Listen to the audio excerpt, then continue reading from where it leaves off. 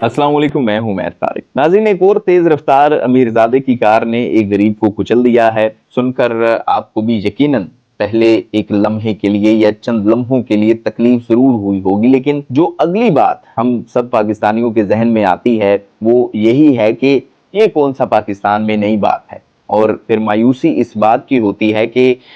ये मुल्जिम या ये जो अमीरजादा है ये कौन सा पकड़ा जाएगा, कौन सा इसे सजा होगी, मुतासरीन से इसका राजीनामा करवा दिया जाएगा और इस अमीरजादे को भी फिर माफ़ी मिल जाएगी, रिहाई मिल जाएगी। तो ये जो आप कह लें कि दस्तूर है पाकिस्तान का इस तरह के वाक़यात के बाद। बाकी बाकी के मुतालिक आपको बताता चलूँ पहले कि ये कराची डिफेंस की सड़क के ऊपर वाक़या पेश आया कि इफ्तारी के बाद एक फूड राइडर रोड साइड पर खड़ा हुआ था और इसी दौरान सड़क की दूसरी जानिब से एक तेज रफ्तार कार जो है वो बेकाबू होकर डिवाइडर से टकराती है और फूड राइडर को वहां पर खड़े हुए वो कुचल देती है और ये गरीब मौके पर ही दम तोड़ देता है। इसके बाद हमेशा की तरह वही होता है जो इस तरह के सीन्स में होता है कि हादसे के फौरी बाद एक और डाला रेस्क्यू करने के लिए इस ड्राइवर को आ जाता है। ये ड्राइवर महफूज रहा इतने बड़े एक्सीडेंट में और फिर इसको गाड़ी में बिठाया जाता है और वहां से ये फरार हो जाता है। मामला जब मीडिया पर हाईलाइट हुआ तो फिर पुलिस जो है वो मुलजिम को हिरासत में भी ले लेती है, इसकी शनाख्त भी हो जाती है। इसका नाम असगर अली बंगवार बताया जा रहा है और पुलिस तफ्तीश में मुलजिम ये बताता है, ये खबरें ऐसी सामने आती हैं कि ये मुलजिम जो है वो असिस्टेंट कमिश्नर कराची हाजिम बंगवार का भतीजा है, जिससे मामला जो है वो मजीद सोशल मीडिया के ऊपर और आप कह लें कि मेन स्ट्रीम पर हाईलाइट होता है। लेकिन इस पर फिर असिस्टेंट कमिश्नर हाजिम बंगवार की वीडियो भी एक सामने आती है। वो इन तमाम खबरों की तरदीद करते हैं और ये बताते हैं वीडियो में आके कि मुलजिम से इनका कोई ताल्लुक नहीं है, कोई रिश्ता नहीं है। इनके भाई जो है वो भी गैर शादीशुदा हैं, इसलिए इनका कोई भतीजा भी नहीं है और मुलजिम किसी और बंगवार फैमिली से ताल्लुक रखता होगा, अलबत्ता जो है वो इनकी फैमिली से इनका कोई ताल्लुक नहीं है। फिर जी पुलिस जैसे ही मुलजिम को हिरासत में लेती है तो बताया ये जा रहा है कि वर्षा ने कानूनी कार्रवाई की कोई दरख्वास्त नहीं दे रखी थी और वो इसे मजीद आगे भी नहीं लेकर चलना चाहते थे। और फिर ये भी बताया गया कि मुलजिम को जो मुतासरीन थे उन्होंने माफ भी कर दिया है, इसलिए पुलिस ने मुलजिम को छोड़ दिया। और ठट्ठा से कराची में रोजगार कमाने के लिए आया हुआ फूड डिलीवरी राइडर कफन में लिपटा हुआ ठट्ठा की तरफ रवाना कर दिया गया। उसकी जो लाश थी वो ठट्ठा रवाना की गई, वहीं पर उसकी आखिरी रसूमात अदा की गई। अब ये कोई नई कहानी नहीं है, आप चाहे लाहौर ले लें, इस्लामाबाद ले लें, कराची ले लें, ऐसे कई वाकयात हैं जो कि इन्हीं 5-6 महीनों के दरमियान या एक साल के दरमियान में पेश आए। हर किसी का नतीजा इसी तरह का निकला। कहीं जज अपने बेटे को छुड़वा कर ले गया, कहीं जो है वो एक बहुत बड़ा इंडस्ट्रियलिस्ट अपनी अहलिया को जेल से निकलवा कर ले गया बहुत ही मामूली सी सजा के बाद। सवाल ये है कि रियासत कहाँ है, और ये कोई नई बात भी नहीं है, कोई नया सवाल भी नहीं है। हर बार यही सवाल पूछा जाता है कि हादसात तो चले दुनिया भर में होते हैं, लेकिन जब आपको वीडियोस में या सबूत में ओवर स्पीडिंग नजर आ रही हो, मतलब गफलत आपको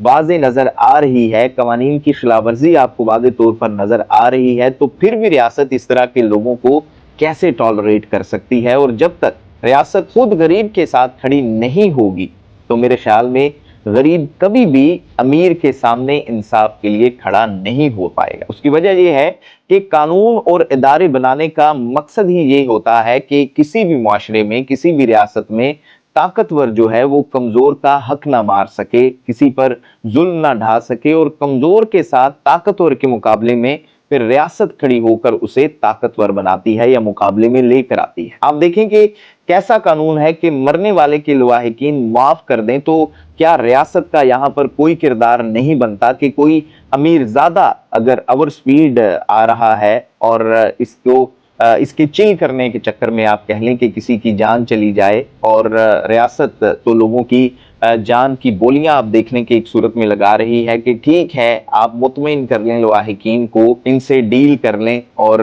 गरीब और कमजोर के पास मेरे ख्याल में फिर इसके अलावा हमारे मुआशरे में, हमारे सिस्टम में कोई ऑप्शन ही नहीं रहता। और वो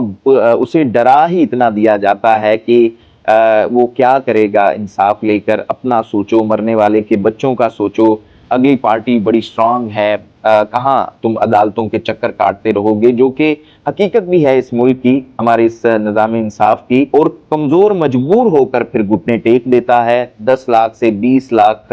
देकर या कोई करोड़ रुपया देकर केस को खत्म करवा दिया जाता है। और रियासत अगर केस करती भी है, ओवर स्पीडिंग का होता है या दूसरे छोटे मोटे चार्जेस लगा देती है इस तरह के मामलात में, जो कि काबिल जमानत भी हैं, और बंदा चंद ही दिनों में, चंद महीनों में बाहर आ जाता है। आप ये कह लें कि इस मुल्क में 10 लाख से 50 लाख या 1 करोड़ तक का रेट चल रहा है कि अगर कोई अमीरजादा किसी भी गरीब को अपनी गाड़ी के नीचे कुचल दे तो वो रेट तय करेगा और उसके बाद मौजे करेगा। आप ये देखें कि एलिट्स की गाड़ियों का निशाना भी जो है वो कोई अमीर नहीं बनता, बल्कि आप कह लें कि पैदल चलने वाला या फिर मोटरसाइकिल सवार या रिक्शा सवार, इस तरह के केसेस में हमेशा हमारे सामने आती है कोई ना कोई कहानी, चाहे लाहौर हो, इस्लामाबाद हो, कराची हो। और आप ये देखें कि ये किसी भी जमहूरी निज़ाम की एक बुनियादी डिमांड होती है कि कानून के सामने अमीर गरीब बराबर हो। अब ये तो हो नहीं सकता कि अमीर के लिए इस मुल्क में अलग सड़क हो और गरीब के लिए अलग सड़क हो, क्योंकि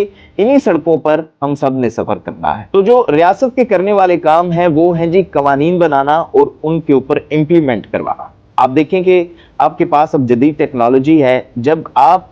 के सामने ये बात साबित हो जाए कि कोई नशे में था, कोई ओवर स्पीडिंग की वजह से सड़क के ऊपर जो है वो किसी को कुचल कर चला गया, अब सड़कें जो है वो किसी का अयाशी का जरिया तो नहीं बन सकती। कभी सोचें कि किसी गरीब की वजह से क्या इस मुल्क में किसी अमीर के साथ कोई ऐसा वाकया पेश आए तो फिर उस गरीब के साथ क्या होगा? क्या उसे भी अमीर जो है वो ये कहकर माफ कर देगा कि चले कोई बात नहीं है, और फिर इसके पास ऑफर करने के लिए क्या होगा? तो फर्क यहाँ पर कानून में है कि अमीर को पैसे और असलो रसूख की बदौलत माफी भी मिल जाती है, उसकी जान भी छूट जाती है, लेकिन गरीब के पास ऐसा कोई ऑप्शन नहीं है। फुकदान कानून का है, कानून की इन्फोर्समेंट का है। और मेरे ख्याल में रियासत कोई भी हो, अगर वहां पर अमीर और गरीब में कानून फर्क कर रहा हो, कानून जो है वो गरीब के साथ ना खड़ा होता हो, कानून उस तरह से ना चल रहा हो जिस तरह से गरीब की मंशा कहती हो या गरीब का हक जो है वो कहता हो, कि कानून जो है वो उसके साथ